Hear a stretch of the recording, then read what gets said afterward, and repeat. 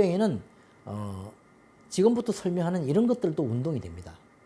파킨슨병을 개선하는 운동은 특별한 것이 아닙니다. 체조와 걷기 같은 것도 꾸준하게 실천하면 도움이 될 수가 있습니다. 특히 파킨슨병 치료에 있어서 몸을 움직이는 것은 무엇보다도 중요합니다. 평소에 신경 써야 할 점과 체조할 때 주의해야 될 사항을 알아두었다가 실천하도록 하는 것이 좋습니다. 대수롭지 않아 보이지만 조금만 신경 써도 운동량에 커다란 차이가 난다는 사실을 명심하는 것이 좋습니다. 아무 생각 없이 자리에서 일어나거나 앉거나 하는 일상생활 속에서의 움직임도 어디가 약간 아픈 상태에서 해보면 하기 힘들다는 것을 알게 됩니다. 막연히 하다 보면 의외로 힘이 들어가게 되죠. 이처럼 매일매일 반복되는 동작들도 연습을 하고 익혀야 부드럽게 할 수 있습니다.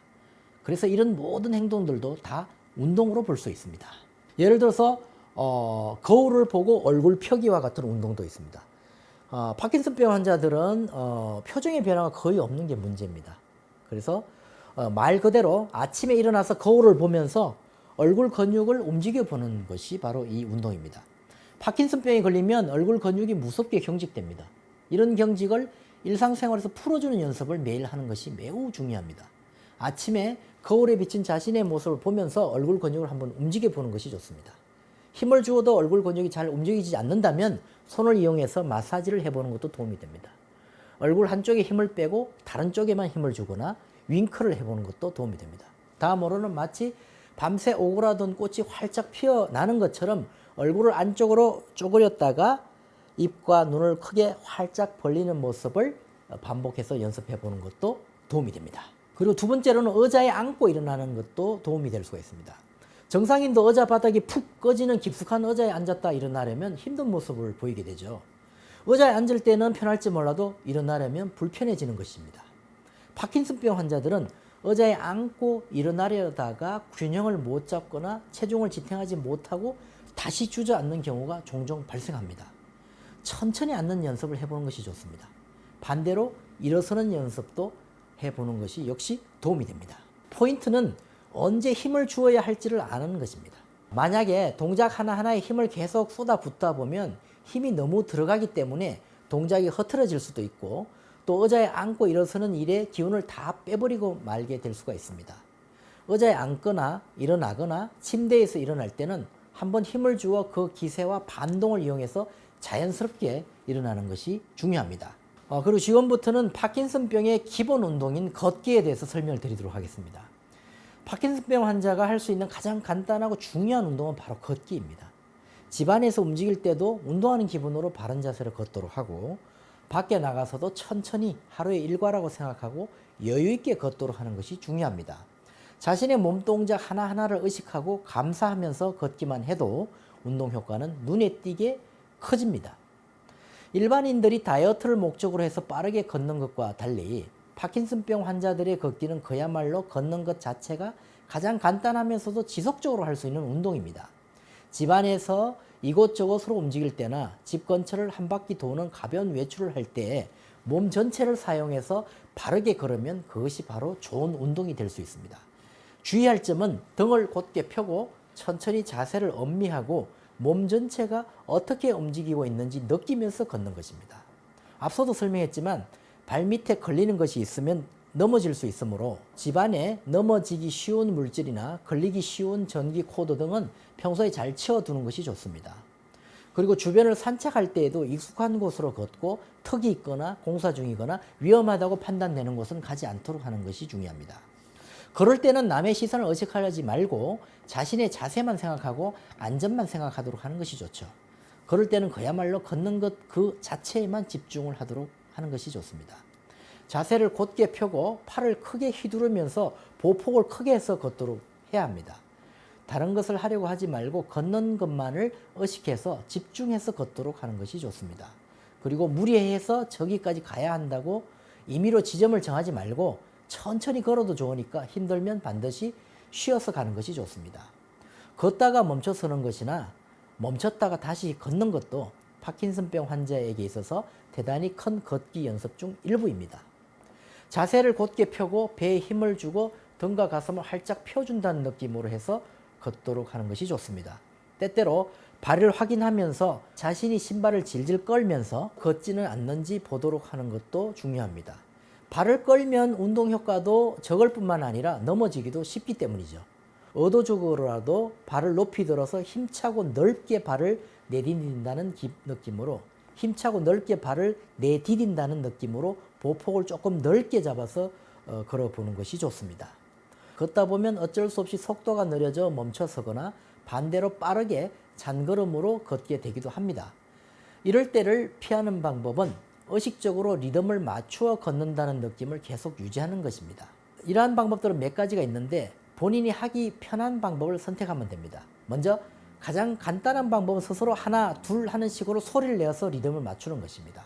이때 소리를 입 밖으로 내어도 되고 자신만 알게 속으로 소리치면서 걸어도 됩니다. 때때로 바닥에 보도블록에 한 칸 한 칸을 기준으로 삼아서 여기서 저기까지 기준으로 삼아서 걸어도 됩니다. 불편한 모습을 남에게 보이고 싶지 않아서 집 안에만 있다 보면 점점 더 움직임이 줄어들고 걷는 것이 힘들어지게 됩니다.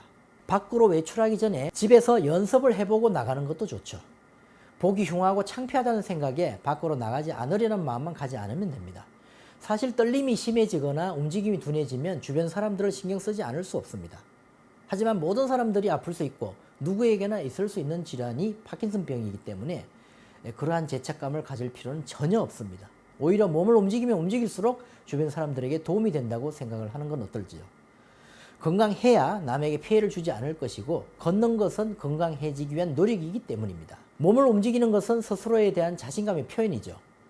그래서 적극적으로 행동하도록 하는 것이 좋습니다. 가족들도 이런 환자의 마음을 잘 보살펴서 걷는 재미를 붙일 수 있도록 도와주는 것이 좋습니다.